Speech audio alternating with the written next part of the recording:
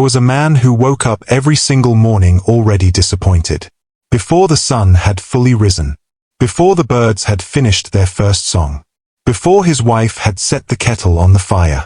He was already unhappy. His name was Rajan. A farmer. A good man, deep down. But a man who had somewhere, along the years, learned to see everything that was wrong with his life, and nothing that was right. His back hurt. The harvest was never enough. The rains came too late. The village well was too far. His neighbor's field was greener. His children were too loud. His roof leaked when it rained and the sun was too harsh when it didn't. Every day, the same quiet anger. The same low hum of dissatisfaction. And every day, the people around him grew a little more tired of it. But Rajan didn't notice. He was too busy looking at the cracks to see the house was still standing. His wife, Meena, was a patient woman. She had the kind of patience that doesn't shout, doesn't argue. It just quietly absorbs. Year after year, she listened to his complaints over breakfast, over dinner, over the sound of crickets at night. She still packed his lunch with extra care.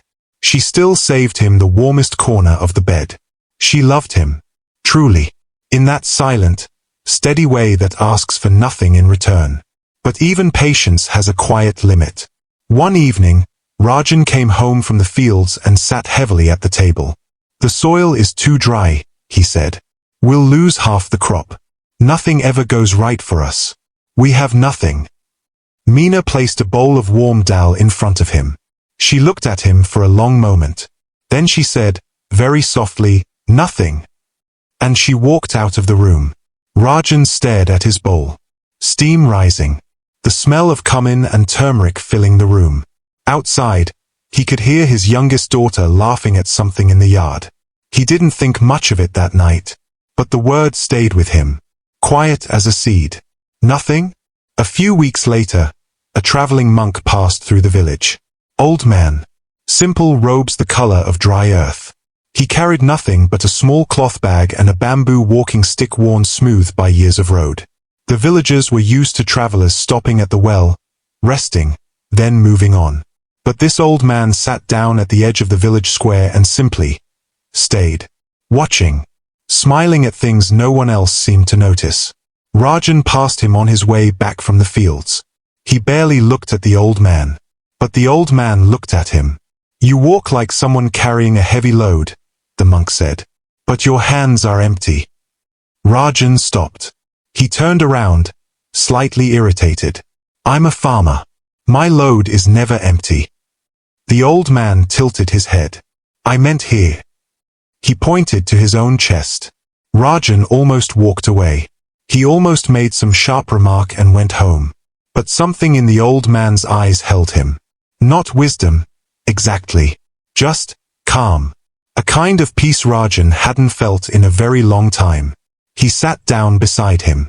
The monk didn't say much at first. He just watched the village go by. Children chasing each other around the dusty square. An old woman hanging laundry. A dog sleeping in the last warm patch of afternoon sun. "What do you see?" the monk asked. "A village," Rajan said. "Look again." Rajan looked. He didn't know what the monk wanted him to say. "I see people. Dust. The same things I see every day." The monk nodded slowly. "That is the problem. When we look at something every day, we stop seeing it. We only see what we expect. And for a man who expects disappointment," he paused, "everything becomes disappointing." Rajan was quiet. "Tell me," the old man said, "what do you have that you have not thanked?" Rajan almost laughed. "Thanked? I have a leaking roof. A dry season.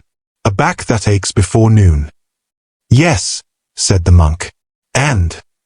A long silence. "And a wife." "Yes." "Children." "Yes." "Soil that still grows something, even if not enough." Rajan's voice was slower now, quieter. "A village that hasn't gone to war. 2 hands that still work." The monk said nothing. He just waited. "Food tonight," Rajan said. Almost a whisper. The old man smiled. Not a triumphant smile. A gentle one.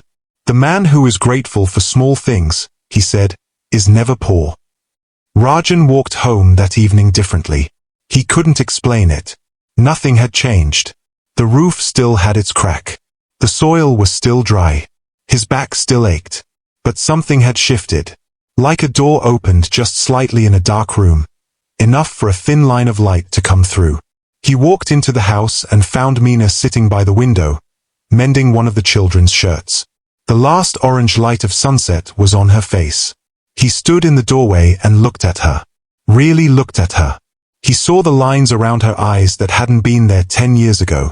Lines that had come quietly, without him noticing. He saw her hands, steady, careful, still. He saw the way she sat, without complaint, without bitterness. After all the years of his unhappiness, she still sat in peace. He felt something rise in his chest. Heavy and sharp. Not pain exactly. More like seeing something clearly for the first time. He sat beside her. He didn't say anything for a while. Then he said, simply, "Thank you." She looked up. For what? He didn't answer immediately. He looked at his hands. For staying. For all the mornings. Mina looked at him. She searched his face. And then, slowly, she smiled. Not a big smile. Just a quiet, real one.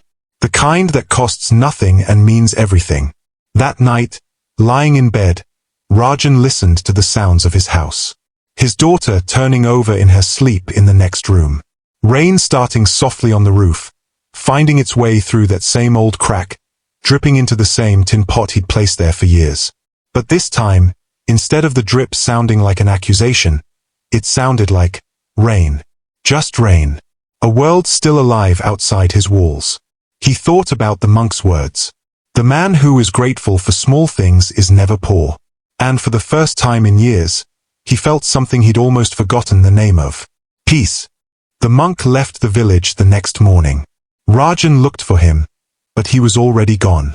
Just the empty corner of the square where he had sat. A small indent in the dust where his walking stick had rested. Rajan went to his field. He looked at his soil. Dry, yes. Hard, yes. But still his. Still containing, somewhere in its depth, the possibility of life.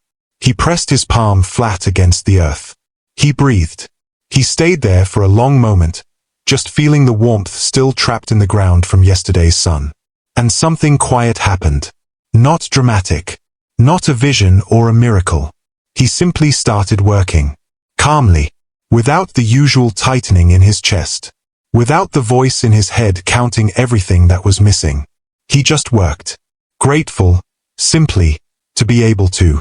The harvest that year was still not perfect. The rains came a little late. Some crops were thinner than he'd hoped.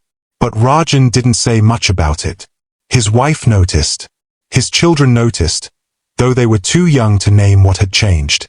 They just knew that mornings were quieter. That their father sometimes smiled for no visible reason while eating breakfast. That he stopped at the door in the evenings and looked at the sky before coming inside. One evening, his daughter, maybe 7 years old, took his hand and said, "Baba, why are you looking at the sky?" He lifted her up. "Because I forgot how beautiful it was," he said. She looked at the sky too. Just an ordinary sky. Pale gold fading into purple. First stars appearing. "It is beautiful," she agreed, very seriously. He laughed. A real laugh. The kind that comes from somewhere deep. Mina heard it from inside the house. She paused what she was doing, closed her eyes for one quiet second, and smiled. Years passed. Rajan grew older, as men do.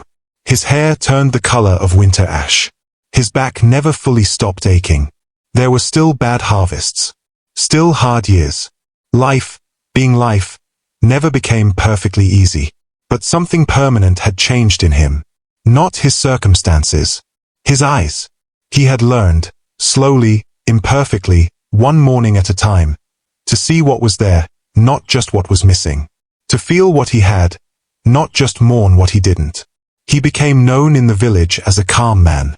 A man who could sit with problems without being swallowed by them. Younger farmers came to him sometimes when their seasons went wrong. He would listen. And then he would say, quietly, "Tell me, what do you still have?" Not to dismiss their pain, but to help them find their footing again. Because he knew, from the inside, how easy it is to lose your footing. And how simple, not easy, but simple, it is to find it again. A long time later, near the end of his life, Rajan sat on the steps of his house one early morning. The sun was just beginning. The village was still half asleep. Smoke rising from a few chimneys. A rooster somewhere in the distance. Meena brought him tea and sat beside him. They didn't speak. They didn't need to. He held the warm cup in both hands. Felt the heat. Smelled the cardamom. He looked at the light coming through the trees. He thought about the monk. That quiet old man he had never seen again. Who had asked him a single question and then disappeared back into the road.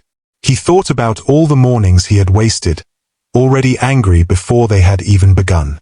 And he thought about this one. This ordinary, unremarkable, quietly perfect morning. He took a slow sip of tea. And said nothing. Because there are moments in life that need no words. Only presence. Only gratitude. We spend so much of our lives waiting for life to be better before we allow ourselves to be grateful. But gratitude is not a reward for good circumstances. It is the quiet decision to see what is already here. The tea is warm. The sun is rising. The person beside you is still breathing. That is not nothing. That has never been nothing. The richest man is not the one who has the most, but the one who needs the least to feel whole.